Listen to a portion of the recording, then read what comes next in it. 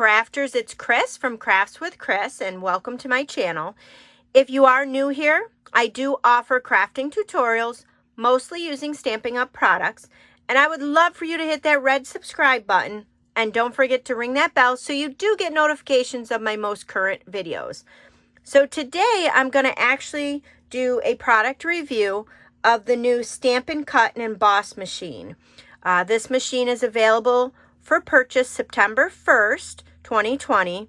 Unless you're a demonstrator, then you can get your hands on it earlier. So I have yet to use it. I just got this in the mail, and I haven't even put it together yet. So here's your machine. It's quite small when it's folded up. It saves a ton of room on my desk where my old machine was compared to this. I have a lot more room. I love that it folds up. So it's so pretty too. I love the silver Stampin' Up logo on there, and it just looks so clean. So when you get your machine, you will get your actual machine. You're going to get the handle. You have to put the handle on. It should come underneath your machine. And with the handle, you will get a screw, a washer, your Allen wrench, and then this little plastic piece to finish it off. So let's go ahead. I'm just going to show you. It's so simple to put the handle on. So on your machine, you have this part here.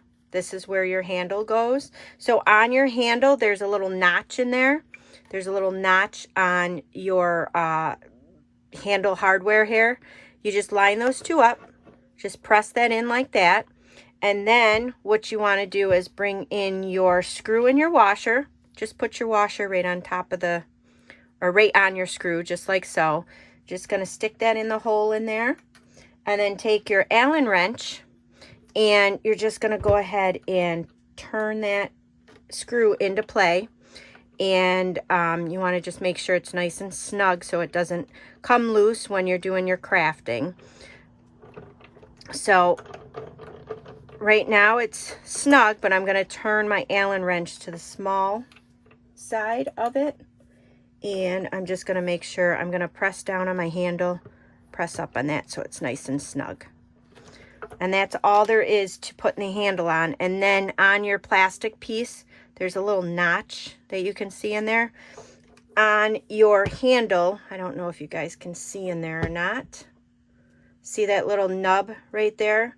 You're going to line up your plastic piece with that little nub sticking out, whatever it's called, and then just press it in there just like that. And that's it to putting the handle on. Super simple. With the machine, you also will get a, let me just move the machine out of the way here. You will get a Stamp, Cut, Emboss Quick Start Guide and all of the platforms you need to get started. So here's the Quick Start Guide here. It tells you about your care instructions and what's inside the box and different important information you need to know. You do have a 3-year limited warranty with your machine, and they also do have some illustrations on how to put the handle in and how to open your machine and do some embossing and die cutting. So you have, what I like about this now is there are instructions right on your platform as to your different types of sandwiches. So you know exactly which dies or which plates to use when you're doing your different die cutting or embossing.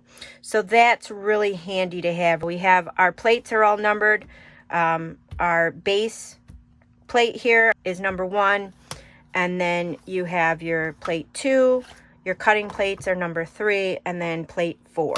So what are all these plates? Why do I need all these plates? What do I do with these? So let's go over these plates here. You have plate number 1. This is your base plate. This one you use with everything. So this you set down first, and it depends on what you're cutting. If you're die cutting, if you're doing your embossing, you're going to make your sandwich depending on what you're doing. So if we're die cutting, you're going to need plate 1, then you're going to need plate 2. Plate 2 is the die cutting plate. So it shows you right on here, it says place your die cutting edge down. So you would put this on. So it says here place plate 1, plate 2, And you also have it on here for a handy reference. Then what you're going to do is you're going to bring in plate number 3. What you're going to do is you're going to put one plate down. Then you're going to place your paper, your cardstock, whatever you're cutting out here. Place that down. Place your die on top of that with the die edge cutting down, and then place this on top. So that's what you would do for die cutting. And again, it's super simple. It shows you right here on what to do. So if you're going to do a standard embossing folder, what you would use is your plate number 1. You'd use your plate number 3. You'd put your folder down. You'd put your paper in your folder. And then you would take number 3, the second plate, and you'd run that through your machine. If you are using 3D embossing folders, they're thicker than the standard. So you're going to use this again, the base plate. Then you're going to put your 3D folder down with your paper inside. Then you're going to use the specialty plate. This isn't a cutting plate. This is just to give you that leverage you need to get that 3D folder through. Put that on and then run that through your machine. So these instructions on here are wonderful. These are going to help you guys out so much. I often had lots of questions about which plates do we use, when do we use them, how do we use them. So hopefully this will clear up a lot of that information for you guys. So let's bring back in that beautiful machine. With this machine, as you can see, it's all folded up. So we're just going to pull the sides down. As you can see on the bottom of this, the machine has some rubberized feet. So when you place it down on your surface, I'm going to place it this way. When you place it down on your surface, it won't slide. So it's on my paper right now and it's not sliding, but my paper is sliding because I'm on a slippery piece of material here. So let's do a little bit of die cutting with this machine and see how she works.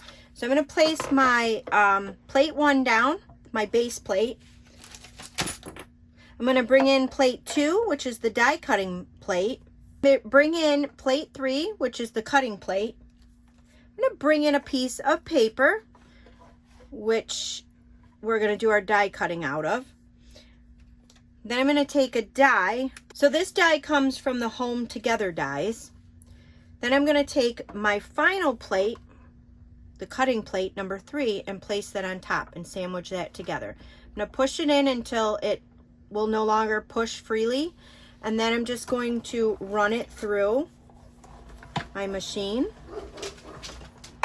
So here's the finished pieces. It cut so smooth and so simple. I'm going to try a detailed die to see how that does. But I loved the way it went through and it cut. And when you have your cutting plates, if you're not familiar with embossing die cutting machines, it will leave images in your cutting plates. So that's what will happen with your die. So now I'm going to get a detailed die and we're going to see how that cuts out. This die here from the Fabulous Floral dies. So we're going to see how well this cuts out with all those little details inside there. So I built my sandwich again, base 1, base 2, base 3, paper, die, and then your third plate again. So we're just going to run this through.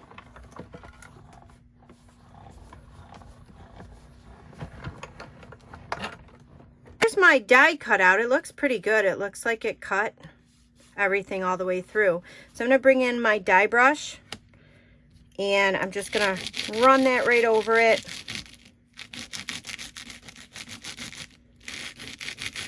Let's see what we have here. Oh, that did a great job of cutting out all those pieces. There's a couple of little pieces in here, but I mean, you can just poke them out. I only ran that through the machine once, so that did a very awesome job of cutting out those pieces. So I'm very happy with that. And it was very smooth transaction to roll it through. So let's see what happens when we do our embossing folders. So now I'm going to try just a standard embossing folder. So you're going to put your base plate down, your plate 1. Then you're going to bring in your cutting plate number 3 and place that down. Then I'm bringing in the standard folder. This folder is the Winter Snow embossing folder. It's very pretty. So I have a piece of Misty Moonlight inside. So we're going to set that down. And then you want to take your third plate, your cutting plate, put that on top. And then we're just going to run that through our machine.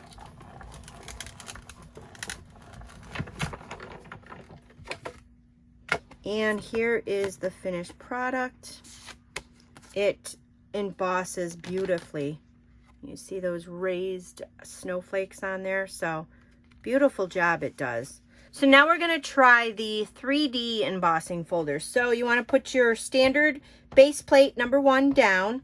Then you're going to bring in your 3D folder. This is the Evergreen Forest 3D folder. So I've got a piece of old olive inside. So we're going to set that down. And then you're going to bring in plate number 4. And we're going to use that plate. So you're just going to sandwich those together and run that through your machine.